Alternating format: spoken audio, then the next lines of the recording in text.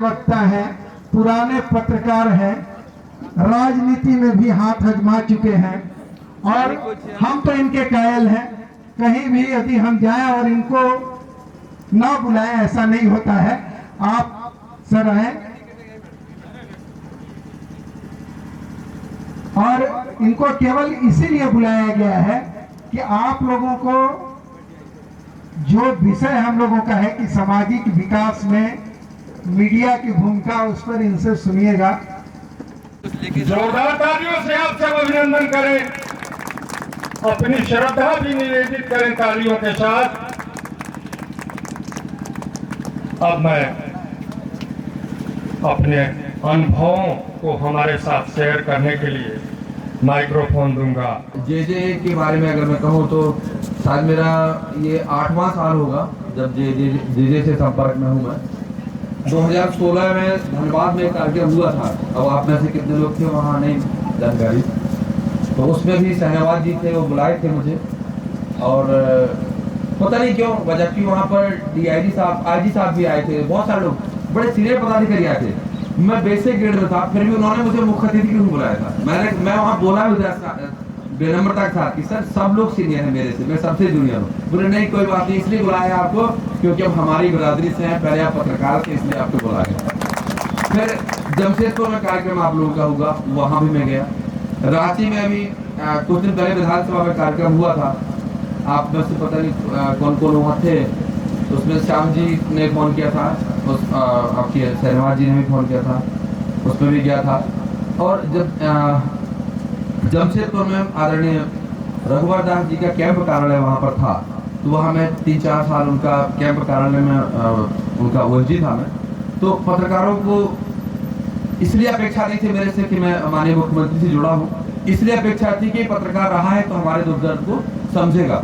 तो वहाँ बहुत प्रयास किया, सबका एक्रेडिटेशन का कैसे हो, लोगों का जो उस समय शुरुआत हुई थी पत्रकार कल्याण को लेकर के 5 लाख रुपए वाली जो है, तो उसका पहला केस जो है वो उसका वह साक्षी बना था, वो जमशेदपुर का ही था, प्रभात खबर के थे वो सिंह साहब, उनके घर लेके गए थे हम लोग और उसका 1 मिनट का केवल अगर कहें तो बता देते हैं। उसमें हुआ एक न्यूज था कि एक योजना जब नई थी और नवरात्रि का समय चल रहा था, तो तत्कालीन माननीय मुख्यमंत्री जी बोले कि जो है संजय व्यवस्था करो सारा, हम लोग आज कुछ पूजा पंडालों में जाएंगे घूमने के लिए। उनका वो रूटीन था, हमेशा जाते ही थे वो वहाँ के। हमने सर ठीक है सर कितने बजे, बोले 2 बजे। कारकेट को बोल दिया कि 2 बजे आप लोग आ जाना। वो घुसने लगे जैसे अपने रूम में, मैंने पीछे छूट, मैंने सर बोले हाँ क्या हो गया, कुछ छूट गया? हमने हाँ सर कुछ छूट गया। बोले क्या? हमने सर वो आपके दोस्त भी थे, आपके परिचित भी हैं, प्रभात खबर के वो नाम याद आ रहा, सिंह थे वो। हमने सर उनका निधन हो गया, असामयिक निधन, तो जो हम लोग योजना शुरू किए हैं क्यों ना हम लोग उनको भी पहले दे करके शुरू कर रहे। बोले काम करो, वहाँ जाने से पहले हम उनके घर चलेंगे, हमारे लिए पूजा पंडाल चलना तो जरूरी है लेकिन उससे पहले उनके घर चलेंगे। कारकेट को बोल दो सर कारकेट उनके घर तक नहीं जाएगा, बहुत पतली गली में रहते हैं, हम पैदल चलेंगे। तो हमने कहा ठीक है सर कितने बजे?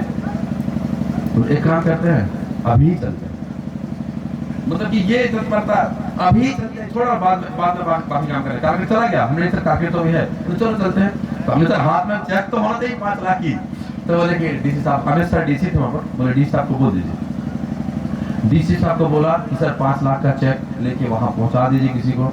अब वो भी कहाँ से दें, किस मल से दें, किस नाम से दें, क्या करें? हमने कुछ नहीं, आप एक जो है DPRO थी वहाँ उर्वशी पांडे, मैंने कहा DPR को भेज दीजिए आप चेक लेकर के, और बाद में आप किसी मत से भी कैसे एडजस्ट करिए, आज देना है तो देना है। तो मतलब इस प्रकार से फिर इसके बाद बहुत सारे इश्यूज आते थे पत्रकारों के। तो मेरे जो असल पे अतिरिक्त चार्ज में DPRO के भी चार्ज में था, उसमें आदरणीय संजय कुमार सर प्रधान सचिव हुआ करते थे मुख्यमंत्री जी के। तो उन्होंने कहा तुम चूंकि पत्रकार भी रहे हो, CM का वो गृह जनपद है, तो यहाँ का DPRO अब तुम रहोगे 6-7 महीने के लिए, अच्छे से पूरी योजना को कैसे चलाना है। तो वो मेरा DPRO ऑफिस कम था, पत्रकारों से मीटिंग का ऑफिस ज़्यादा था, दिन भर वहीं गपशप होती थी, पूरे मतलब सुबह से शाम तक वही एक अड्डा होता था। तो आरोप भी लगता था कि यार ये तो अड्डाबाजी करता है, लेकिन अड्डाबाजी नहीं था, एक दूसरे से सीखते थे, क्रॉस लर्निंग करते थे। और बहुत सारी वहाँ से हम लोग ऐसी ऐसी स्टोरीज वहाँ की पूरे नेशनल लेवल तक गई है कि जो बहुत बड़ी चीज़ नहीं थी, लेकिन वो जो क्लिक की आप लोगों को, जैसे आपने देखा होगा एक गांव में मैंने बेटियों के नाम से नेम प्लेट लगाई थी, वो पूरा देश भर में चर्चा में हो गया। बहुत छोटा सा 7-8 हज़ार खर्च उसमें हुआ था, मेरा ही वो प्रयास था। इसी प्रकार से डिजिटल गांव का वहां से पूरे देश में चला था, उसमें नोटबंदी के बाद हुआ था। एक गांव था हीरा चुनी, उसको पूरे गांव को हर घर का सदस्य, आज तो व्हाट्सएप पे सब है, लेकिन लगभग आज से 8 साल पहले पूरा गांव व्हाट्सएप पर हो, पूरा गांव के पास ईमेल आईडी हो, वो भी एक नक्सल प्रभावित गांव था, तो उसकी पूरे देश में चर्चा बनी। ऐसे बहुत सारे थे। एक प्लास्टिक बोतल से जो है वो टॉयलेट बनाने का काम किया था, उसमें अमिताभ बच्चन जी उस मीडिया को बुलाए थे। ऐसे बहुत सारी चीज, तो वो प्लान मैं नहीं करता था, हमारे सारे जो क्रिएटिव पत्रकार लोग होते थे वो लोग करते थे कि ऐसा काम किया जाए, ऐसा काम किया जाए, ऐसा नया किया जाए। तो 10 साल जो सेवा में आने से पहले आप लोगों की उसमें रहा, जैसे हमारे माननीय उपाध्यक्ष जी बता रहे थे, कौशलेन जी, कि उदंड मातरण जब निकलता था तो शुक्ला जी कैसे तैयार करते थे। तो मैं अपना जुनून बता रहा हूँ कि पहले मैंने 2003 में एक पत्रिका में काम किया, फिर एक वहाँ अखबार में काम किया। जब झगड़ा हो गया तो रुका नहीं गया, मैंने कहा कुछ भी हो अखबार अपना निकाल देते हैं। अब अखबार निकालना आसान नहीं है, जुनून उस समय 22 साल 23 साल की एज थी, ठीक है अपना अखबार निकाल देते हैं। निकालना आसान था, 2-3 साल आप 2-3 साल चला देंगे। इसके बाद तो ये स्थिति आ गई कि खुद ही कंप्यूटर टाइप कर रहा हूँ, पेज मेकर में खुद ही तैयार किया, ये था कि बंद नहीं होना चाहिए, कुछ भी हो जाए। अंत तो करता 5 साल बाद 5.5 साल बाद जो है सांसें टूट गई, अखबार बंद करना पड़ा। फिर कोई अल्टरनेट नहीं था। पिताजी बहुत नाराज रहते थे कि तुम यूनिवर्सिटी टॉपर थे, ये थे वो थे, तुम कहाँ किस लाइन में चले गए हो, तुम अगर चपरासी भी बन जाओ तो मैं मान लूँ कि मेरा बेटा काबिल है।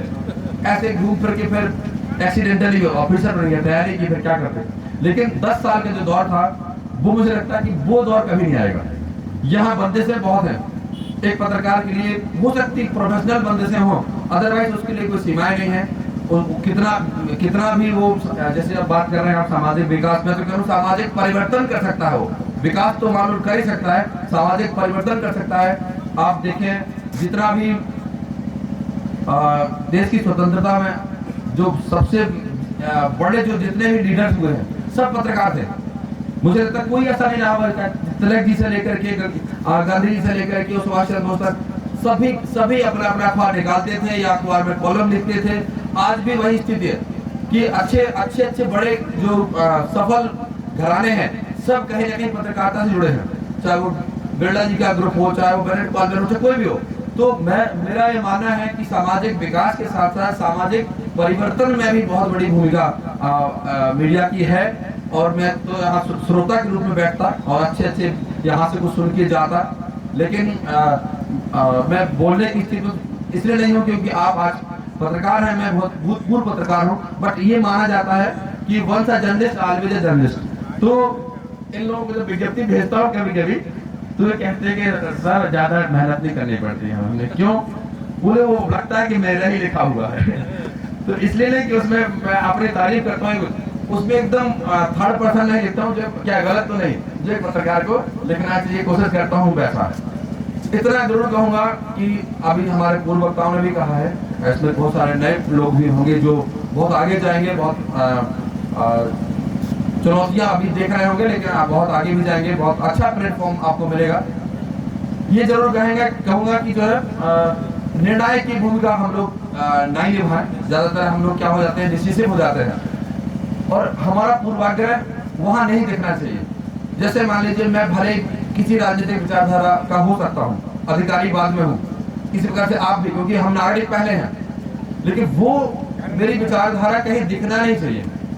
हम एकदम अगर 90 डिग्री पे है तो 90 डिग्री दिखना चाहिए, वो ही आपकी प्रोफेशनल ईमानदारी है, वही आपको बहुत लंबा आगे लेके जाएगी।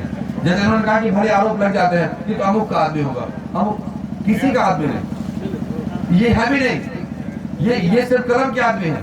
जो इनको समझ ले कि अमुक का आदमी है, वो असल पर उसका पूर्वाग्रह है वो। तो एक तो हमें पूर्वाग्रह नहीं अपनाना है, तटस्थता से काम करना है। दूसरा, हमें कैटलिस्ट की भूमिका तो निभाना है, लेकिन ब्रेन वॉश करने की भूमिका नहीं निभाना है। केमिस्ट्री का टर्म मतलब कि हमें उत्प्रेरणा देना है। जैसे हमारे आदरणीय प्रेसिडेंट सर ने बताया कि इन्होंने कैटलिस्ट की भूमिका निभाई और समाज में कुछ दिया। तो बहुत बड़े बड़े आंदोलन, बहुत बड़े बड़े इनिशिएटिव्स पत्रकारों की कलम से निकलते हैं, बाद में उनको पूरा देश सोचने को विवश हो जाता है। कई ऐसे पत्रकार हैं और कहीं से भी बात निकल सकती है, आपसे निकल सकती है, इनसे निकल सकती है, मेरे से निकल सकती है, लेकिन कब उसका प्रभाव पड़ेगा?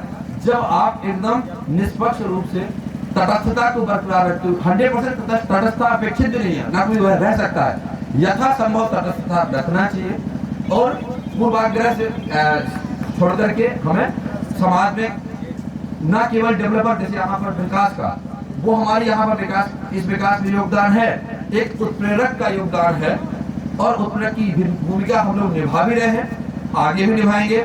और आप जहां भी होंगे बेहतर काम कर रहे होंगे, इसमें कोई दो राय नहीं है। क्योंकि इस प्रोफेशन में बहुत लोगों के बहुत प्रकार के आरोप लगते हैं, जैसा उन्होंने बताया गोदी मीडिया फलाना फलाना लगते हैं, क्योंकि वो आपको नहीं जानते हैं कि आप किस संघर्ष से, आप किस जद्दोजहद से अपना जीवन यापन कर रहे हैं। आपका भी अपना परिवार है, आपकी भी अपनी आवश्यकताएं हैं, आपकी भी जिम्मेदारियां हैं, समाज में भी, परिवार में भी तमाम सारी जिम्मेदारियां हैं। आप कैसे निभा रहे हैं, किन किन संघर्षों से आप बीत रहे हैं, उनको नहीं पता है। उनको सिर्फ यही देखता है कि यार सबसे कुछ प्रश्न पूछता है, और प्रश्न पूछता हुआ व्यक्ति सबको बुरा लगता है, तो उससे हतोत्साहित नहीं होना है। आदरणीय अमरकांत जी से, आदरणीय कौशलेंद्र जी से, इन लोगों से प्रेरणा लेना है। हमारे सब जो मंचस्थ लोग बैठे हैं, इनसे प्रेरणा लेना है, इनके जैसा बनना है और बहुत आगे बढ़ना है। हमें न केवल अपने समाज के, अपने राज्य के, बल्कि अपने देश के विकास में अपनी भूमिका निभाना है।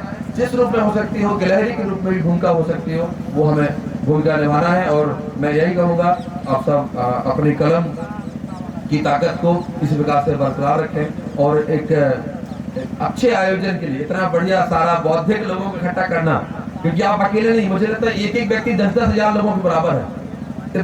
इतने बड़े समूह को, ये मतलब संख्या लाखों में है।